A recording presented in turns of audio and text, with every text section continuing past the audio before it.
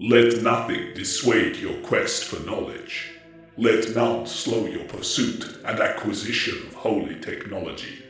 Let no one stand between you and the procurement of that which is rightfully the machine god's due.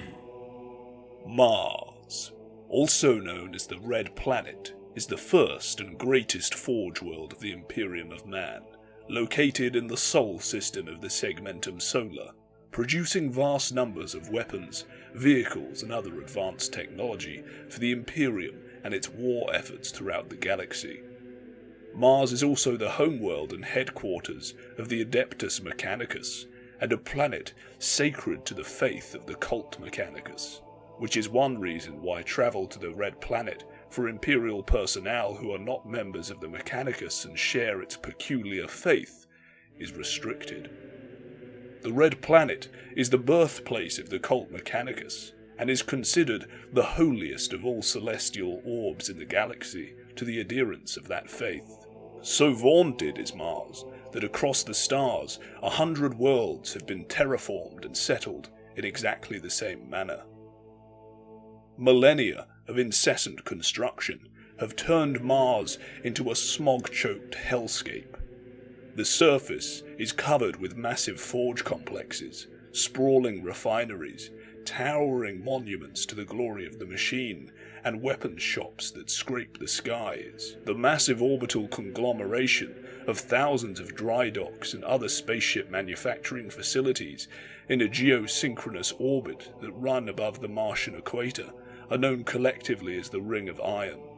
It was the shipyards of the Ring of Iron that produced the vast exploratory and expeditionary fleets of the Great Crusade, and even today produce the vast majority of the Imperial Navy's capital ships. Spacecraft are constructed within the Ring's extensive orbital factories, and many of the ships of the Battle Fleet Solar are based in its huge floating docks.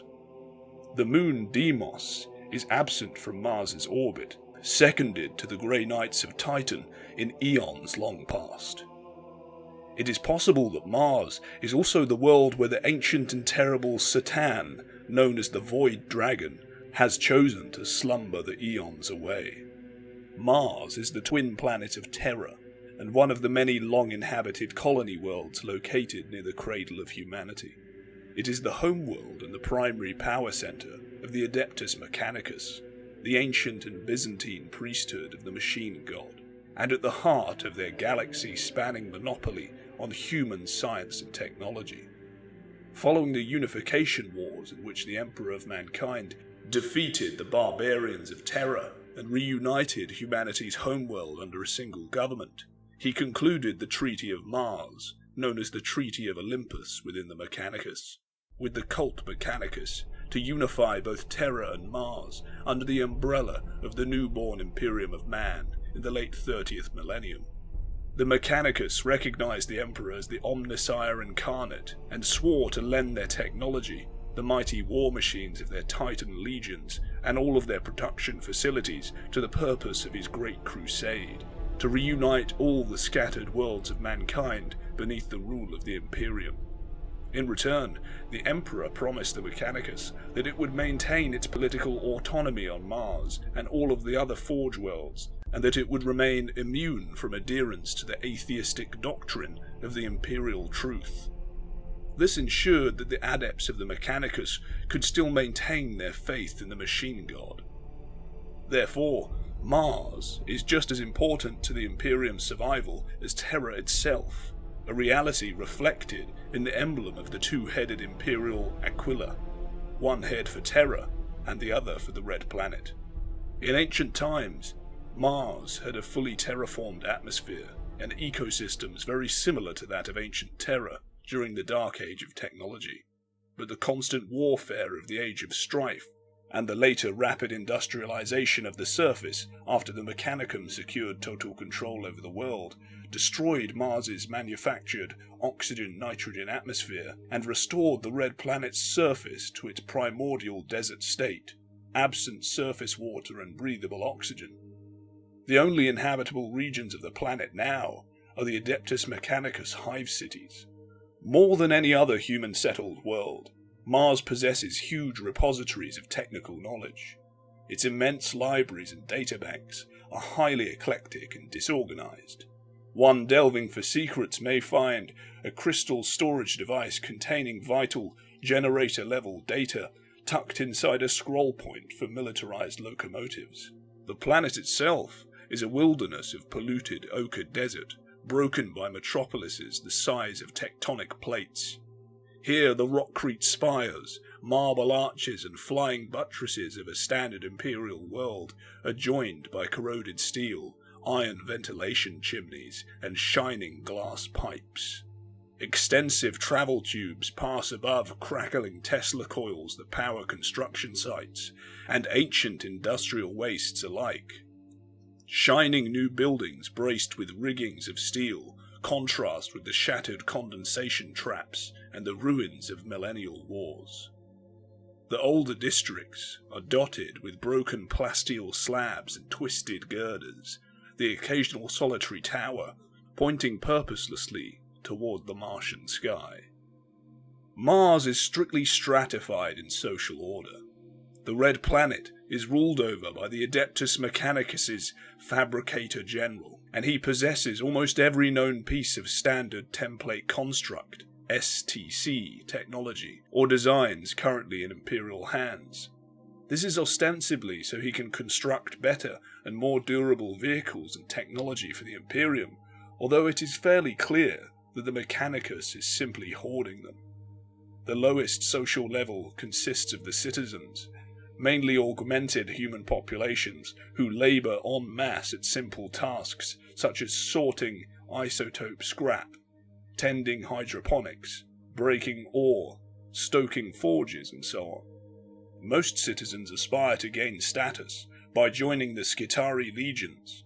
In the process, they will receive their first ever battle-grade bionics, and perhaps a way of later entering the priesthood of the machine god. Lesser citizens may sport taboos and piercings suggestive of such bionics, but dress in common work clothes, filthy coveralls, rad tabards, or cabled environ suits. Regardless of station, Martians have a tendency to be burly, saturnine, and shaven-headed, usually with a temper to match their dour aspect. All sport electus, subcutaneous cyberware that ranges from code patches through which personal data is monitored to thick veins of electric cabling. Through these electus circuits can the glory of the Omnisire be channeled.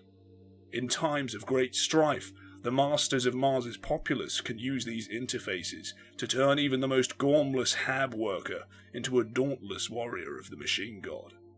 It is also rumoured that the most powerful Satan, the Void Dragon, sleeps somewhere beneath the surface of Mars in the Noctis Labyrinth, and its presence may be the reason why Necron starships briefly landed on the Red Planet in the year 997 of Millennium 41.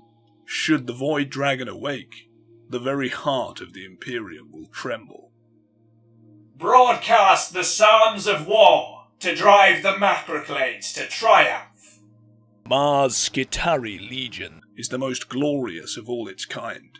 Its warriors consider it a great privilege to wear the ancient heraldry of the Red Planet, and are fiercely defensive of their Forgeworld, despite its unchallenged position of power in the cult Mechanicus.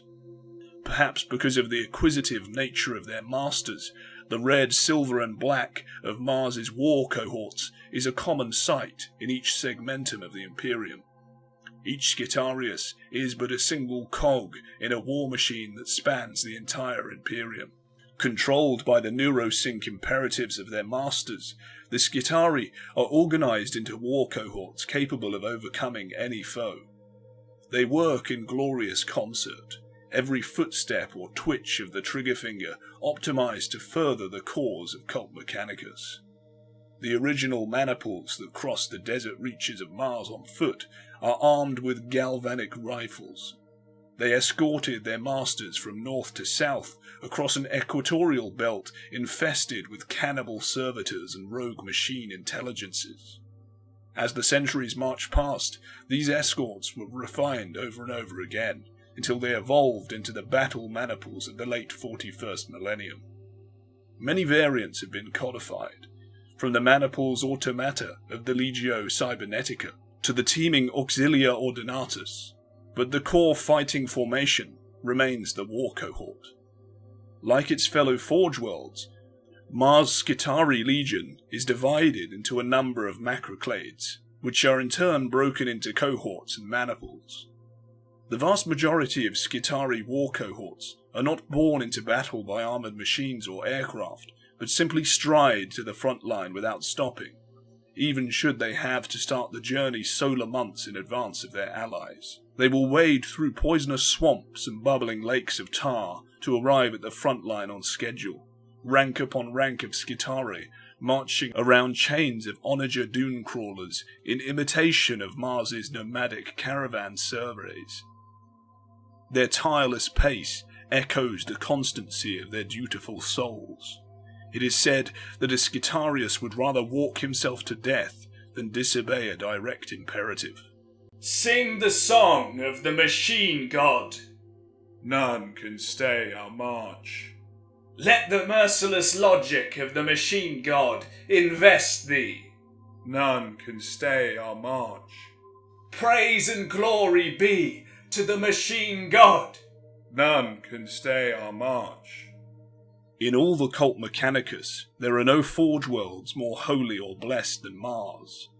The favour of the machine god can be seen in the powerful optimization granted by every static-ridden psalm incanted by his most faithful followers. The holy cog and skull of Mars, the cog Mechanicum, graces many Martian Skitarii warriors and vehicles, a reminder that all must pay their part in the greater war machine of the Adeptus Mechanicus.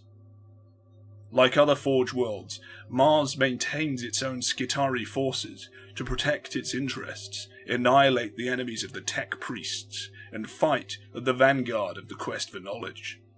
The Skitarii cohorts of Mars wrap themselves in flapping crimson robes, which are reminiscent of the toxic, rolling deserts of their homeland.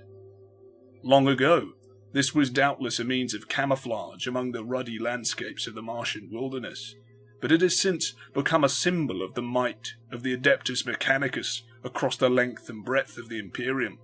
Adorning the hems of these crimson robes and the sculpted chestplates of the Skitarii are ancient symbols and icons, each one heaving with meaning sacred to the cult of the machine god. The white-tooth iconography which rings the hoods, sleeves and hems of their robes is reminiscent of the teeth of a cog, a symbol of great significance to the tech priests and the cult Mechanicus. This pledges their allegiance to the machine god, and is thus important to all his servants. Skitarii Vanguard and Skitarii Rangers alike wear combat robes emblazoned with the icon of their Forge World. Skitarii Infantry usually have their squad number emblazoned upon the hem of their robes for easy identification, while Sicarian Princeps and Skitarii Alphas bear their unit's maniple sigil, and sometimes a skull marking their status as overseers. Lower-ranked Sicarians often bear no markings other than the colours of Mars. Some specialist units, such as Sicarian Ruststalkers and Infiltrators, may wear a number on their hem or chestplate. The armour plates of Skitarii vehicles are the same hue as those worn by the Legion's Sicarians. The tech priests Dominus of Mars may wear variants of their Forge World's heraldry, but always incorporate the dull silver of industrial sprawl, the matte black of scorched carbon residue, and the deep red of the Martian sunrise. The electro-priests of Mars wear robes in the deep red of their home planet, in keeping with the traditions of the cult Mechanicus. Congregations may be distinguished by different decorative metals or markings upon their robes. Each Castellan-class robot is a totem of the Omnissiah's might, and so is accorded a unique recognition symbol, commonly borne upon the knee and shoulder. Maniple sigils may also be applied to robots and the armour of their attendant Legio Cybernetica datasmith. Okay, hello boys. This is what my mic sounds like before I take the background noise out. Sounds horrible, doesn't it?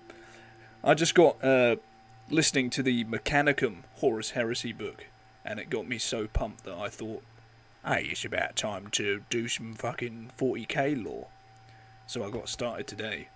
So now I'm going to be doing 40k lore as well. If you have any ideas of videos you'd like to see and listen to, let me know. I can do fantasy and 40k. I'll keep, roundabout alternating them from now on. I don't want to get fans of either one pissed off. But yeah, feel free to suggest either from now on. And let me know what you think. Let me know if you think I should take a slightly different style for the 40k ones. Or whatever. Any suggestions you have, post them. Thank you for listening. Bye-bye. Like and subscribe. Support me on Patreon.